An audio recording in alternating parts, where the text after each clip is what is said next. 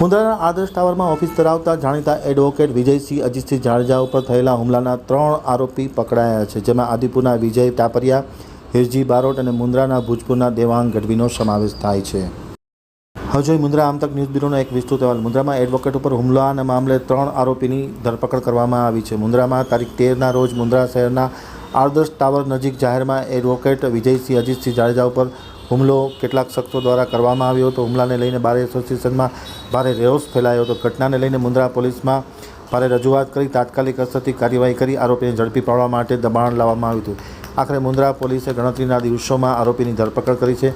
આદિપુરના વિજય વીરા ટાપરિયા, હિરજી કાનજી બારોટ અને મુન્દ્રા તાલુકાના ભૂજપુરના દેવાંગ ગઢવીનો સમાવેશ થાય છે. આ ત્રણેય એકસમ કરી અને વકીલ ઉપર જે હુમલો કર્યો તો તમામની ધરપકડ કરવામાં આવી છે. મુન્દ્રા પોલીસ સ્ટેશનના એએસઆઈ કુલદીપસિંહ જાડેજા દ્વારા તપાસ હાથ ધરવામાં આવી છે. કયા કારણોસર અને કેવી રીતે હુમલો કર્યો તે તપાસનું કારણ બન્યું છે.